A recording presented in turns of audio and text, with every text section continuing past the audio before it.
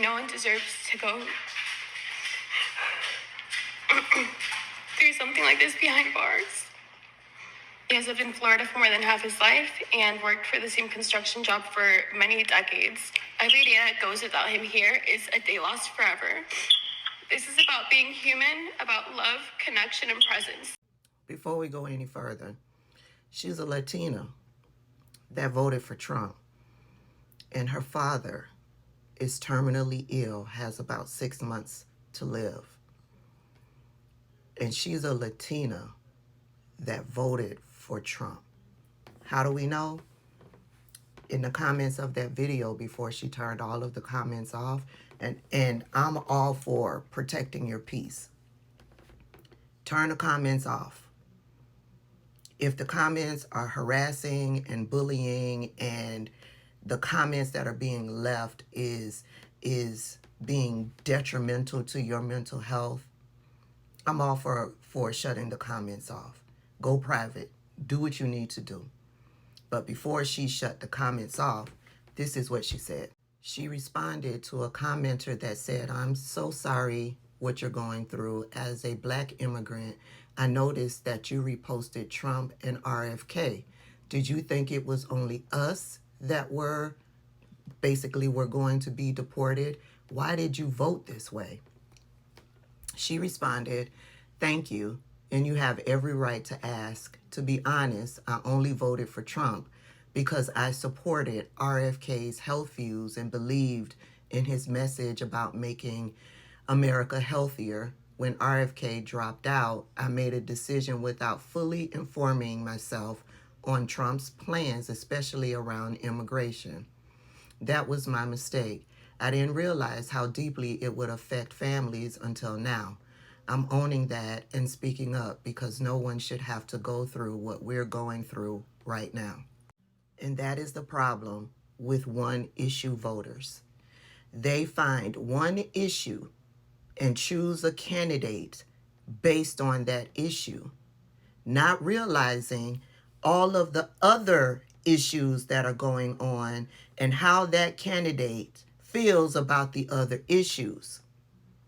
She voted for Donald Trump because of RFK, and she thought RFK was going to make America healthy again. RFK with the brain worm. RFK that packed his kids up with a chainsaw and traveled hours to a beach because he heard there was a beached whale and he wanted to cut the head off of the beached whale. He cut the head off of the beached whale, tacked it to the roof of his car, drove home, had to drive several hours with this dead beached whale's head on the roof of the car with the dead juices slinging everywhere, the kids in the back seat having to smell that stuff, having to wipe those juices off of them because they couldn't roll the windows up. She voted for RFK, who got a dead bear cub from somewhere in Central Park and then was driving around with this dead bear cub in the back of his car, decided he wasn't going to be able to do what he wanted to do. Was it a bear cub?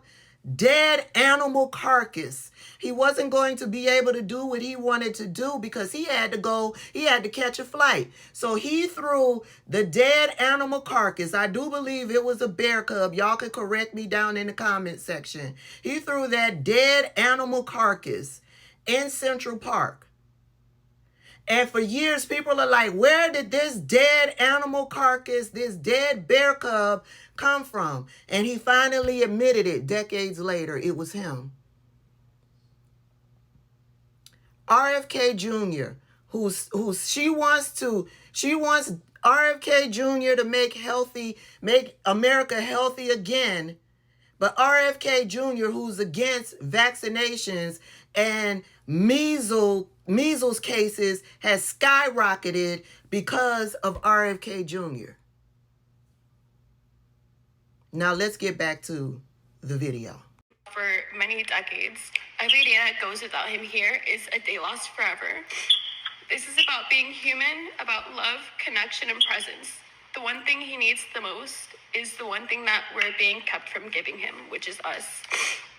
I feel that it would be immoral and inhumane to let a man who is suffering, who is terminally ill, spend what little time he has left in pain and isolation.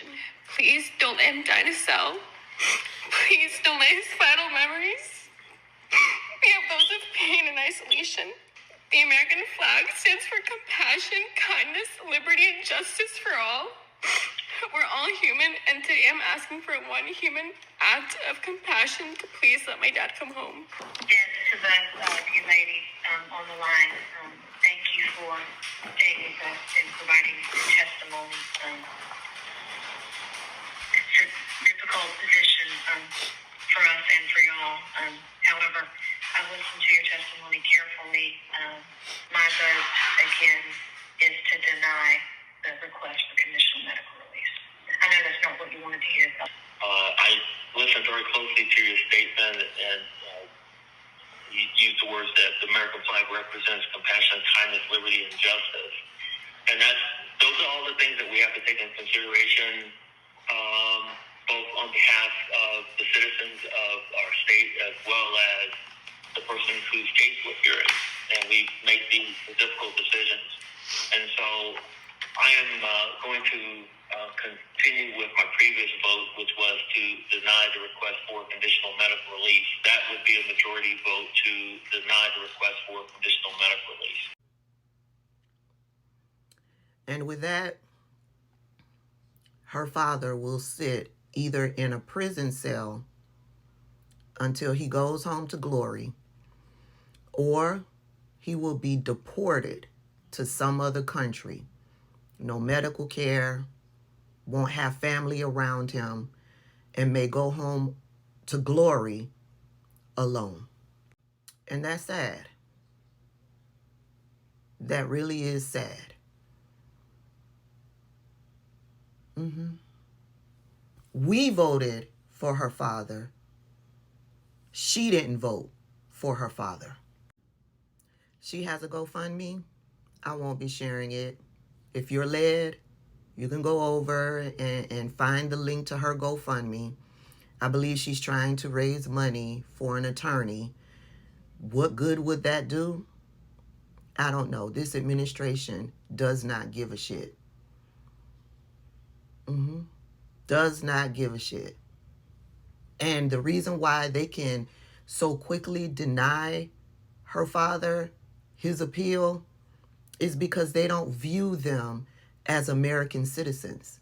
They've said that over and over and over again. They don't care about what documents you have. They don't even care if you were born on American soil. You are not white. They don't view you as Americans. They don't want you in this country. And you voted to help them with their agenda of booting you from this country. Black people are not disillusioned. We know how they feel about Black Americans in this country. You all were disillusioned.